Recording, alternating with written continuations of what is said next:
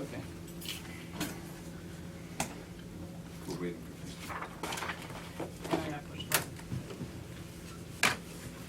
I pledge allegiance to the flag of the United States of America and to the republic for which it stands, one nation under God, indivisible, with liberty and justice for all.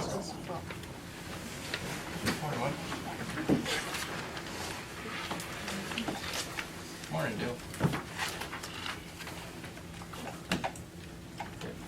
Commissioner's office is requesting the board approve and execute the minutes for the meeting of June 9th, 2015. I'll make that motion. Second. Commissioner Rea? Aye. Commissioner Spillier? Aye. Commissioner Claypool?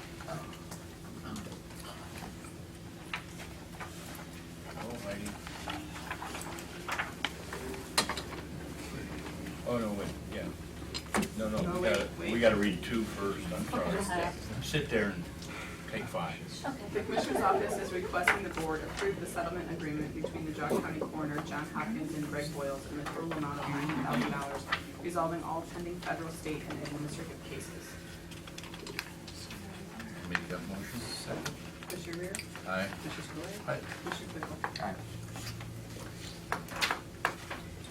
Okay, now, our financials today include an appropriation transfer from the contingency account to return appropriations to the sheriff's office for expenses that were reimbursed and deposited into the general fund. Supplemental appropriations for the clerk of court's computerization fund for office rewiring and preparation for the e-filing equipment installation. And the Board of DD donation fund for the purchase of ADA accessible outdoor seating for the Memorial Pavilion. Cash transfer out of the general fund for fourth quarter state fiscal year 15 mandated share for the Department of Job and Family Services.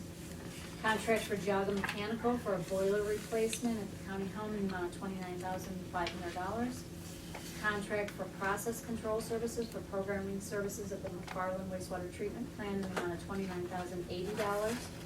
The contract for Portman Electric for the installation of heat cables for the Board of DP's bus garage roof in the amount of $36,791.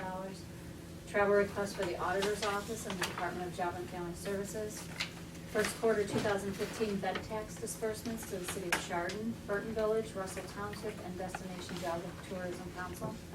Payment to Junction Auto Sales for the purchase of a 2015 GMC Sierra 3500 replacement pickup truck in the amount of $31,525.25, and that's for Job and Family Services. Payment to GPD Group for maintenance engineering fees for Russell Park wastewater treatment plant upgrades and project in the amount of $26,457.30, and payments to KBR Solutions for furniture purchases and Logos Communication for cable, Wi-Fi, and switch electronics for the engineer's office building addition project totaling $57,010.13. I have only one question. And there's nobody from the Water Resources Department here this morning? Why is it that we're blasting, prepping, and painting rear? I had the same question. This morning, I had the same question. I said, Would you approve that? Yeah. I didn't know that it was gonna be that aggressive. that's So- exactly what I And why is said. Water Resources paying to have this man Painting. blasted? Yeah. Whitewash and run out of town on a rail or something, that's one story. Right. So would you approve that? I approve it. I'll make that motion. Commissioner Rea? Aye. Commissioner Spillier? Commissioner Claypool? Thanks for noticing that, by the way. Oh, yeah. Any opportunity. They have a little humor every so often. If you can't laugh, you gotta cry, so. So much stuff going on. Okay. Gary, there's a difference. How are you? Okay, how are you? Well, how are you? Good, good.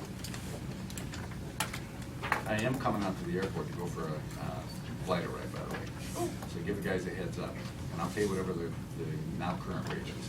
I'm just planning to go for a ride, so. Hold it up. You know what, if you could give me a call, I could get you the VIP treatment. You're all. I've flown and gone for rides in all kinds of airplanes, never a glider. My husband just did it last year, the boys bought it for him. Which collection that? I don't know. And it was, he said it, to him, it was the bee's knees. Oh, is that You know, power planes with the noise, and then these are just, the light whoosh is just.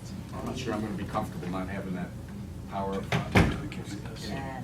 So, what do you got going on? Well, today we're here for a reimbursement off of of our FAA grant from 2014. We have just a small amount left on it. We will have one more after this, I believe, which will cover just the closeouts and the balance of everything. But we had held back 10% from the Heartlong Electric, who had put the obstruction light on the silo, the wood silo that's there. So we want to get that taken care of and the rest of the engineering taken care of. The total is $6,197.54. Of that, the county's match is $620.54, so it's relatively small today. The Geauga County Airport Authority is requesting the board acknowledge and approve reimbursement request number 6 for FAA Grant Project 339005401720014 to install obstruction light and aeronautical survey in the amount of $6,197.54, $5,578 FAA portion, and $620.54 local county match. I'll make that motion. Second. Commissioner Rea? Aye. Commissioner Spillier? Aye. Commissioner Clickwell? Thank you. Thank you. Thank you, Betty. How are you? Okay, thank you. Hi, Karen, how are you?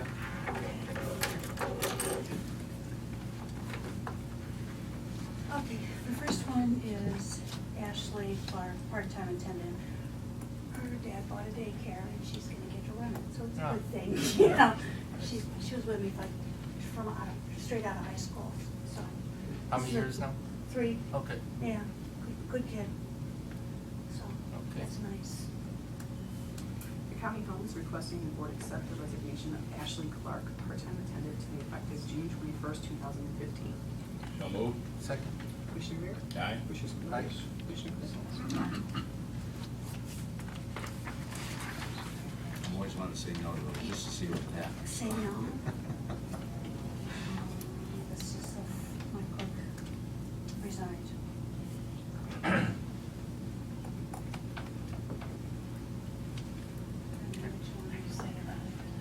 How much you can say? The county home is requesting the board accept the resignation of Sherry Burridge, full-time cook, to be effective June 12th, 2015. So moved. Second. Commissioner Rea? Aye. Commissioner Spillier? Aye. Commissioner Clickwell? Now, Annette, do you have this, I know we had two positions on that, we had the senior cook and we had the, Yeah, so do you have still somebody that's taking care of some meals and stuff? right, Okay. until we can get one, All right. yeah. And Barb, my assistant, and I, we cook too, so, you know, Okay. it's a small place, so Okay, at least 2 days a week, we're gonna be making the meals till we can get this filled. I okay, do not have somebody waiting. This is the first, there's a lot of turnover in our cook position. It's the first time I haven't had somebody waiting to be the cook, so, okay. we'll have to advertise. Worst case scenario, you have some volunteers that could step into, Yeah, Okay. yeah, we'll be okay, we always are. okay, Okay, thanks. thank you. Karen, you have And one then more. We got one more, You have Karen. one more? Oh, You have number You gotta I want advertise. to advertise and Right, fill the position. The county home is requesting the board grant permission to advertise for the position of full-time cook number 1503. This position will be posted until filled. So moved. Second, Commissioner Rea? Aye. Commissioner Spillier? Aye. Commissioner Clickwell? Thank you. thanks. Take a statement into it. Anita? Come on down. Trusty umbrella. Morning. Good morning, everybody. Good morning. I'll do the first section and then we'll take over from there. We just need to have a motion to waive the reading. I'll make that motion. Second, Commissioner Rea? Aye. Commissioner Spillier? Aye. Commissioner Clickwell? All right, this is public hearing 1, which we've already had once, but they had added one other category that they wanted in the first public hearing, but we advertised so soon and we had it, then now I have to do it again, so sometimes it doesn't pay to try to outguess them, so here we are. So we just did everything all over again, so we already went through this, the formula allocation program. That's what actually is gonna come up next. The critical infrastructure program set aside, that's up to $300,000 for a community to apply for funds. to help replace lines, not to do something from scratch, but to replace any existing infrastructure. The water and sanitary sewer competitive program, that's if you have a low-income community and they need a new sewer, or need sewer or water new, that they can apply for up to $600,000. The economic development program, if you don't have it, that's the revolving loan program, which we do all from program income, because we have a significant stash, I guess is the best way to say it. So we don't have to apply to the state for additional funds, which would be granted to the county and then would be made a loan that would be paid back to the fund. And the imminent threat, some phenomenal events that's life-threatening. Downtown revitalization, again, a competitive program for a community that's a low amount of income that gets the business buy-in to do like all the same awnings or do decorative sidewalk. Again, a low moderate income area. And discretionary funds, which, you know, that's where the governor usually says, oh, we don't care what the rules are, go ahead and give them money, sort of a thing. Obviously doesn't happen a lot and certainly doesn't happen much in Geauga, but and the one we had to add, which is the community development implementation strategy, which meant that we were responsible to reach out to every community and ask what their needs are. And you can pretty much, it has to fit in the program. So it's only needs that fit in the program. And we do that every time anyhow. We always ask them, what do you want to do? So we just had to put a name on it this time, that this is what we're doing and classify it. So we sent them a questionnaire, we talked to them, we had a meeting, and just asked them to let us know in advance what they could be looking for. So we did all that, but now I did the public hearing. And then this one is closed.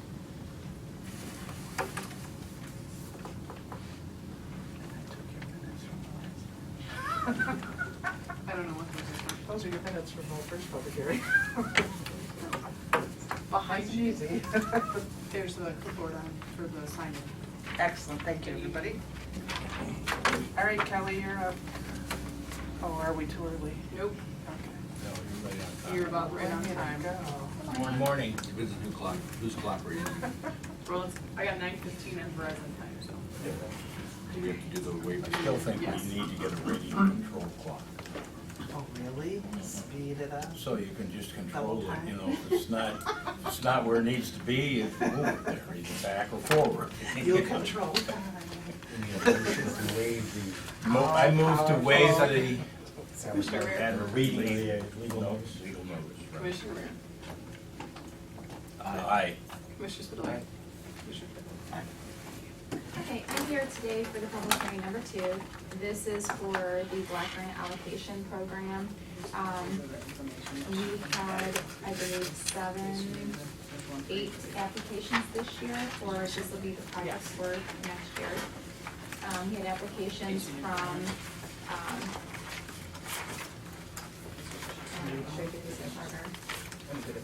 yeah, the public facilities, which is the maintenance department. We're going to, most of these projects are ADA compliant issues. We want to make it, they're all ADA compliant issues actually. For the maintenance department, we will be installing ADA entryways in some of the county buildings. For the Department on Aging, they have applied to purchase a van/bus vehicle to transport seniors to out-of-county doctor's appointments. For the Geauga County Maple Leaf residents, they applied to have, they applied for 2 different things. They applied to have electric range hood and put fire suppression monitors or security systems put into some of their houses, and they've also applied to have their houses, some of their houses resided. For the Sugar and Falls Community Center, they put an application to have their roof removed and replaced with new roofing.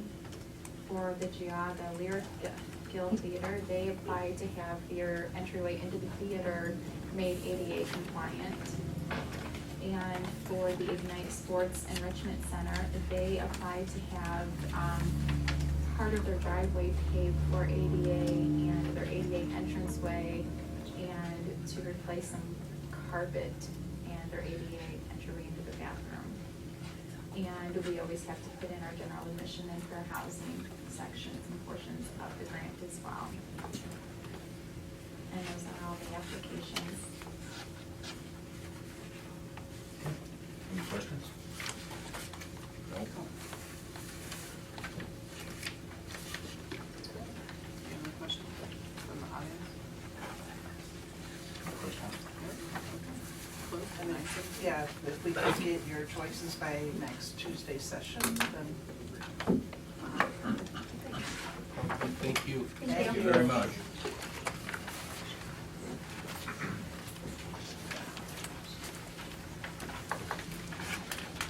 Must be Joni.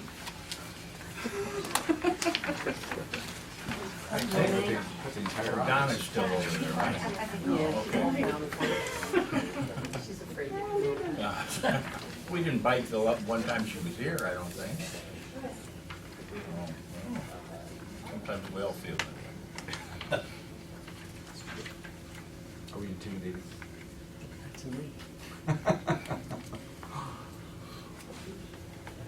Go ahead, Jerry. Okay, I think the first item is cancellation of a mortgage for David Sage. He received funds for down payment assistance rehab several years ago, and the first mortgage has been paid off and satisfied, so we're asking for.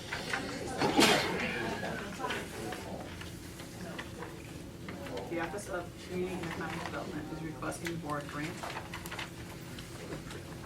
Excuse me. The Office of Community and Economic Development is requesting the board approve and execute a satisfaction of mortgage for David Sage for down payment assistance under grant BC 05026-1 for property located at 10972 Omar Drive, Chardon, as the mortgage in the amount of $10,000 has been satisfied. Make that motion. Second. Commissioner Rea? Aye. Commissioner Spillier? Aye. Commissioner Rea? I was reading ahead of myself.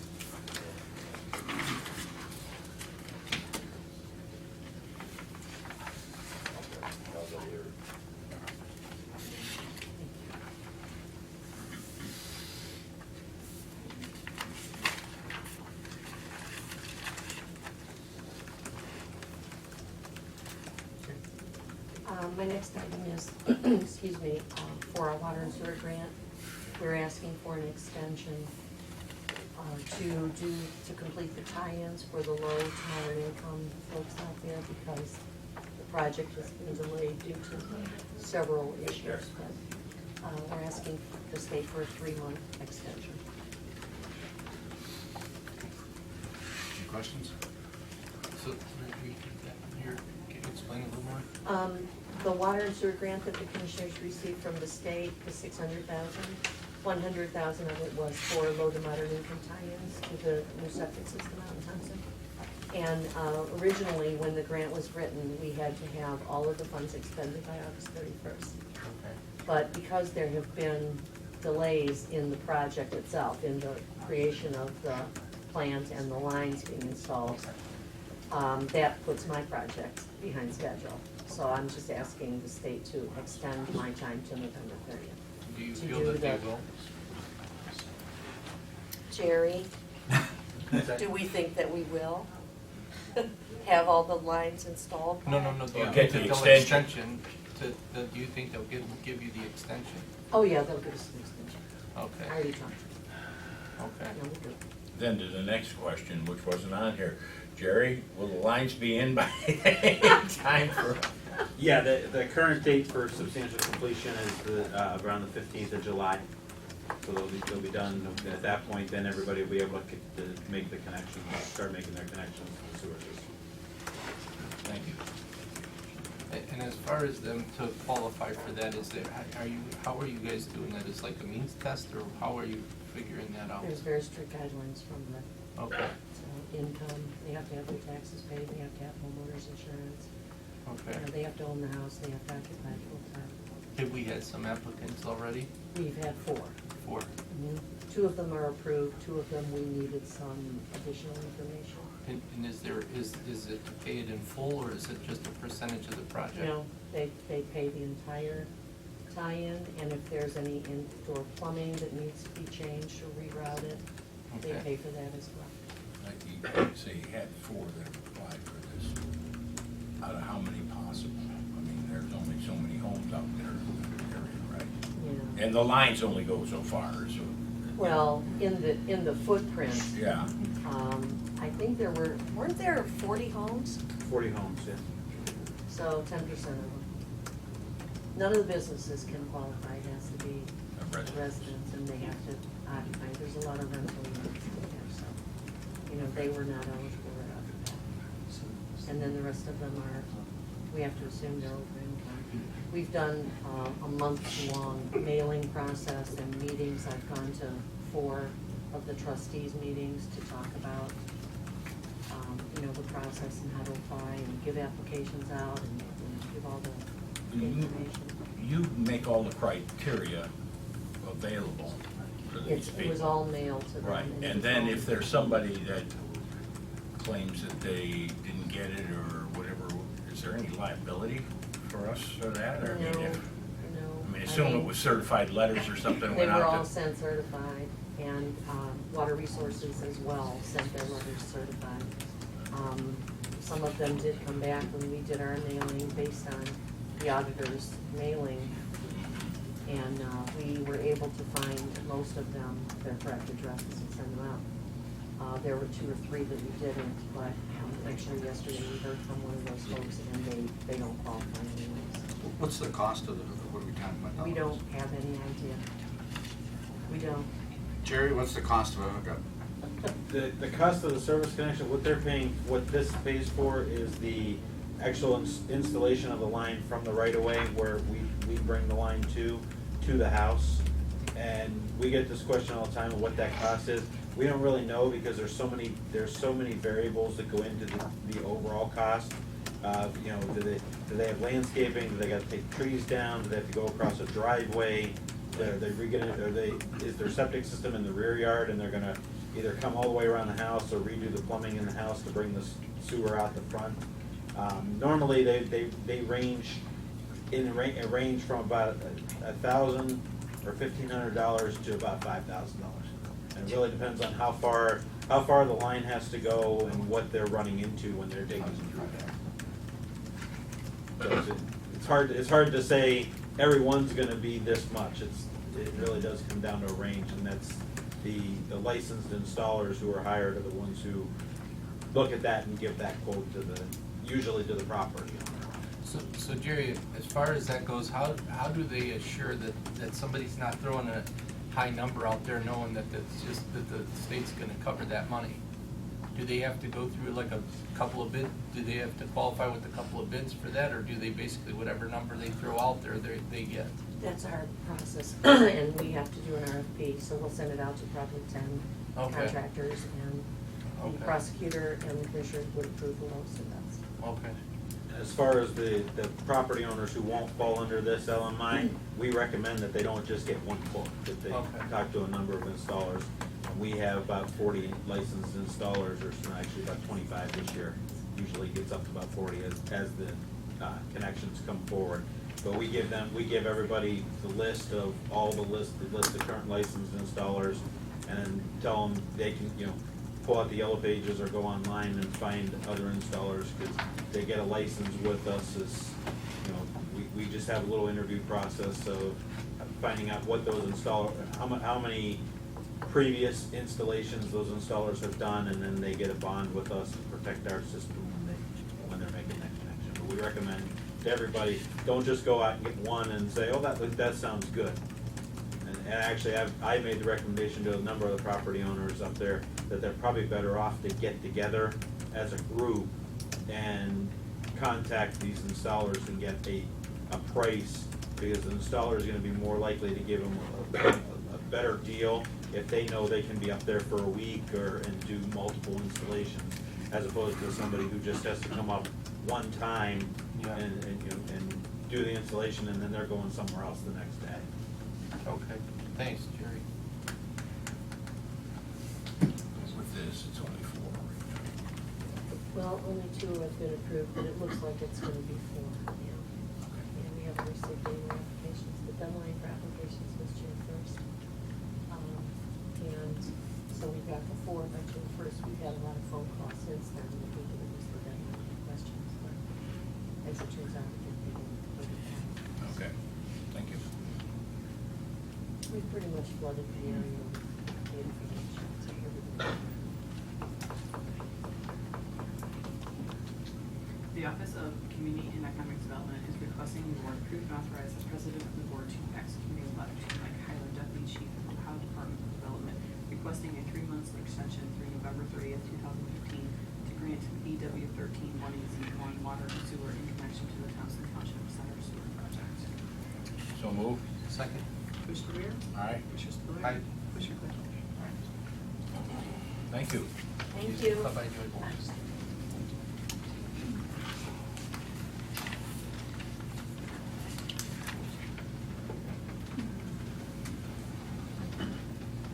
Good morning. Good morning. Hello, how are you? I'm well, how are you? Good, good. Nice to see you. You remember Bobby Geauga, she's our client services manager from Comp Management Incorporated. I'm here to talk about our group retro rating program and how the county has been doing. Workers' comp, yay. Such exciting. I know. Everybody take your notes. I'm gonna make it as exciting as I possibly can. How's that? Here are. Pass one over to Mr. I don't have one for you right at this moment. Is that okay? Pronounce your first name for me. Bobby Joe. Bobby Joe. Okay. Yes. Thanks. No problem.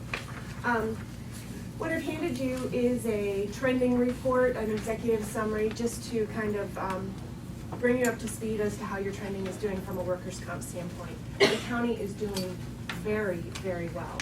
In fact, I would go so far as to say that the county is doing better than it's done since I've been on this account, since Kathy and I have worked together, which we think is going on 11 or 12 years now.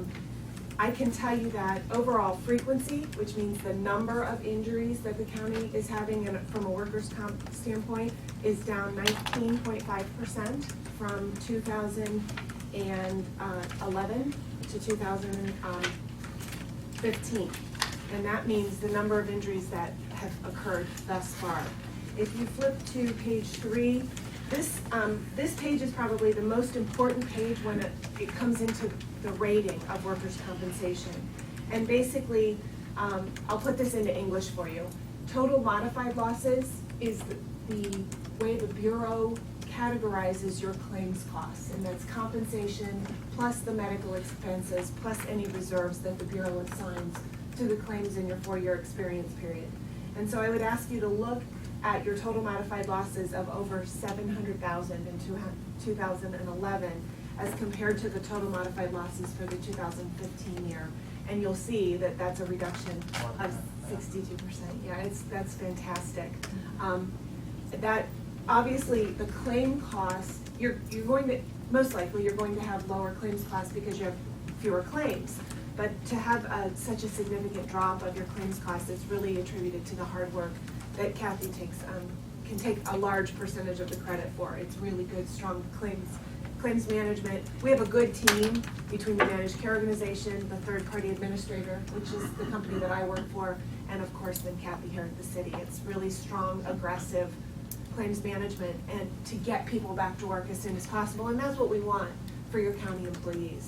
We understand that injuries are going to happen, but when they do, we want your folks to get the treatment that they need so that they can get back to work as quickly as possible. And that's what's happening. And it's also the department directors, the managers, the supervisors, all those people at that level, working hard to get their people back to work safely, to keep a safe environment and doing preventative safety measures. So a lot of the credit goes out to those departments. And there was a decision that was made in 2004, before I was in this position, by previous administrations, to charge departments based on their claims experience. Before that, everybody was just charged on payroll, so individual departments didn't have any real incentive to get people back to work, salary continuance, all those things you can do to maintain claims. Now they have a stake in because of that change that was made 12 years ago or 11 years Vested ago. interest and Well, accountability. Because there's an understanding, before it was our costs were based basically on their payroll. And, you just tell what your payroll was, this is the percentage that you paid for workers' compensation. But when we went to chargeback and you base it on the claims plus the payroll, I think just like workers' comp, it can be very complicated, not the most exciting, but that got the interest of those directors and the supervisors. And so I think with interest came then a buy-in as well. And I think that, once you understand the process and how important it is to get people back before that significant 8th day where it's a lost time and compensation is involved, or either we're going to pay or the Bureau's going to pay. Once people start understanding that, then, you're working with those doctors and the Bureau's coming up with ideas to get people, our pilot program we're talking about getting people back to work safely, transitional work and all of that. And comp management has been an outstanding facilitator of the program in going after settlements and handicaps and all those things that keep our claims costs low, where we can sit here proudly and That's right. If you skip to page 7 of this report, the pages before page 7 reference the Bureau's rates, expected loss rates, base rates. It also documents not only your payroll, but also your historical premium. But page 7 is the page that I am most proud to sit here and talk about today, and that is your experience modifier rate. And that's basically your grade that the Bureau gives you. And that's compared against other counties. So this is how the Bureau grades you, essentially, as expected by other counties and based on your size. And so if you look in 2012, you were at a 1.05. And in English, what that means is that you were at a 5% penalty or 5% over the claims cost that the state expects a county your size by payroll, not by people, to be. And so you were 5% worse than you were expected to be, and that was based on the claims that happened in 2010, 9, 8, and 7. We're always going backwards. But fast forward, look at 2015. You were at a 29% credit. You're doing 29% better than the state expects other counties to be, or county period in Ohio to be, based on your size by payroll. And that is something, honestly, that is so great. It is, I can't really quite express to you how great it is. I work with a lot of counties. Comp management works with, I want to say like 78 of the 88 counties. And to have a county your size to be at such a nice credit on your own without any help from state programs is huge. So kudos to all of you. On the last page, there is a little summary which I just would be remiss if I failed to review, and that is by way of handicap reimbursements, which is kind of a cost offset due to pre-existing injuries. It doesn't impact the injured worker in any way, it's just a benefit that the state gives employers if we can prove that an injured worker had one of 26 recognized handicap conditions, handicapable conditions. And going back to 2010, I added up the savings that the county has experienced, the actual premium savings, so real dollar savings over the 5-year period exceeds over $133,000. So had those handicap reimbursements not been attained, you would have spent an additional $133,000 in premium to the state. So yay for that. And then lastly, I'd like to review your group retrospective rating participation. You've been in the group retrospective rating program for the last 5 years. Sorry, I can't, my fingers aren't working. There you go. Thank you. I knew I was going. I think I have enough. So there's 2 there, So the way the group retro program works, it's a new program in the state of Ohio, and I say new because it's only been around since 2010. And prior to 2010, Geauga County was in a traditional group rating program, which is akin to a private health pool, exactly. Yeah. And in that type of program, you get an upfront discount based on past performance. But as the county grew in payroll, you became too big for that type of a program. And so the state, as I said, in 2010, rolled out this group retrospective rating program, which is not based on past performance. Rather, it is still pooled for performance, but based on the performance during the policy year. And so if you flip to the first page, what you'll see is that this is a 4-year cycle. You have the injury year, and then there are 3 post-policy reviews at 12 months, 24 months, and 36 months post-policy year end. So if you look at the 2011 cycle, you'll see that you had 3 reviews, one that occurred on 12/31/12, 12/31/13, and 12/31/14. And the reason that I point that out to you is because you've now completed your cycle for the 2011 year. And we'll get to the performance in a little bit, but I think the understanding how the cycle works, it is a deferred program. That's the point that I want to make. It takes, you get a little bit back in years 1, in year 2, and also in year 3 for that cycle to end. You are currently in the group retro program for 2015, and hopefully you're going to sign the paperwork to go into group retro for 2016, and I think that's the next agenda item. But clearly, this program is working for you. If you flip to the next page, I have outlined your performance. And because we just completed the 2011 cycle, if you look at the bottom where it says group retro rebates 2011 policy year, you'll see that I've outlined each of those rebates as they've occurred. That's money back. That is money back to the county, and you saved, in a deferred nature, but by rebate, you saved $177,000 on your group retro performance for the 2011 policy year. That's phenomenal. The good news is that it's projected to get even better for 2012.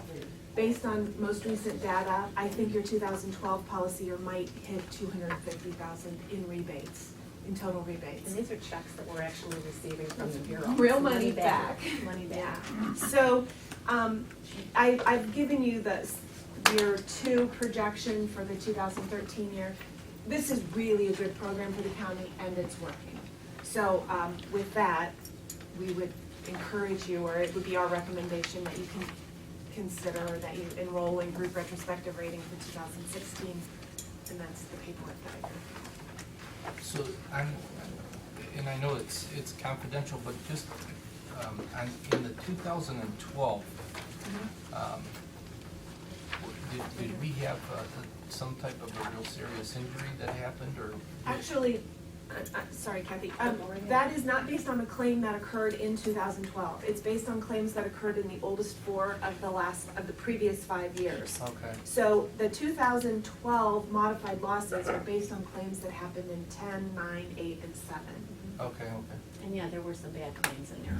Was And there we an were auto very glad to accident say that bye-bye. was- Yeah. There was someone severely injured. Actually, that was quite a while ago. Yeah. But we definitely have some where we just try and manage those claims. Accidents happen, that's why we have insurance, to protect the county and to protect the employee.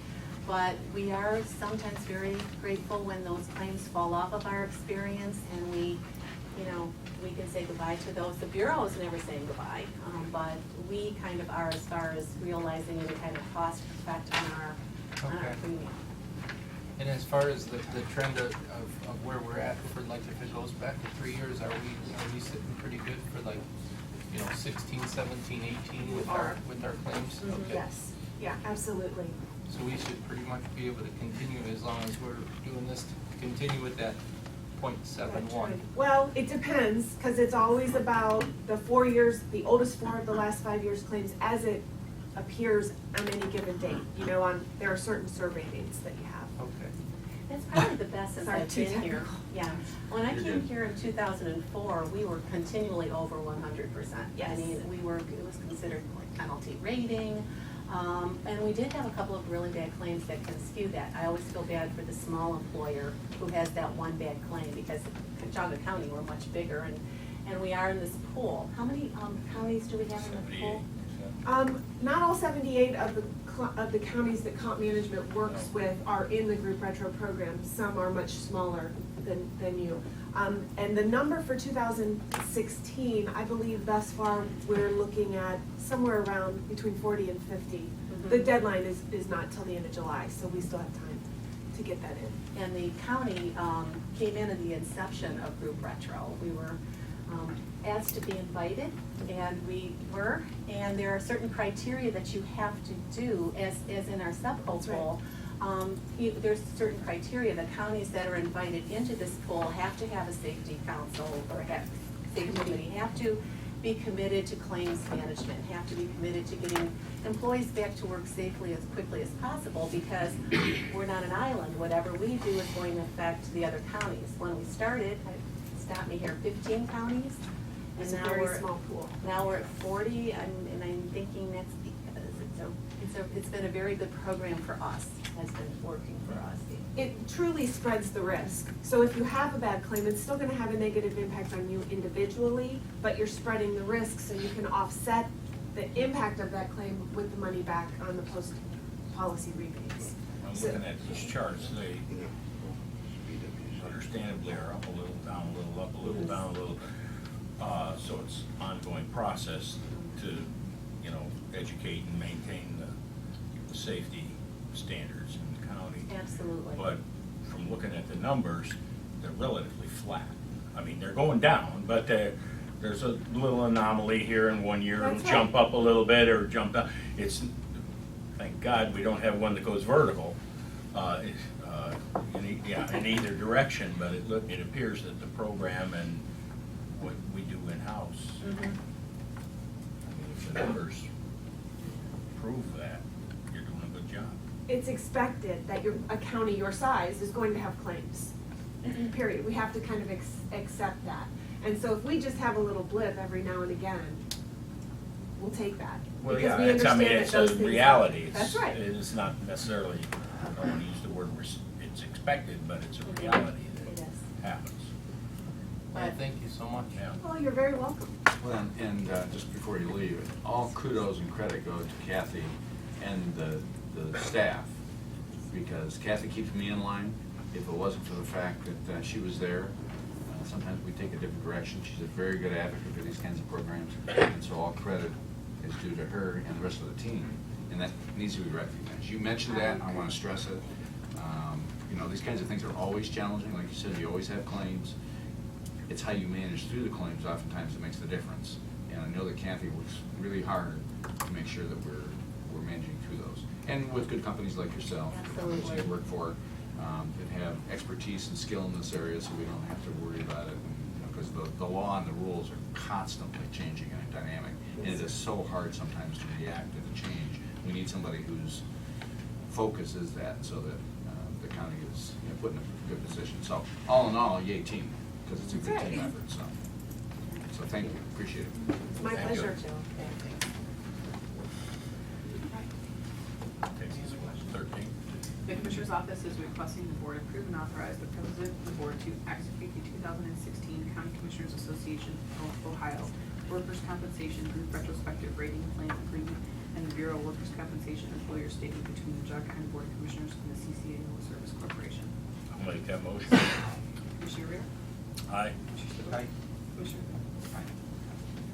Thank you Thank very you. much. Thank you so much.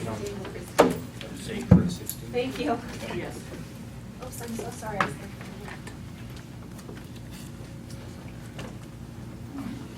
Morning, Glenn. Morning. Hello, young man, how are you?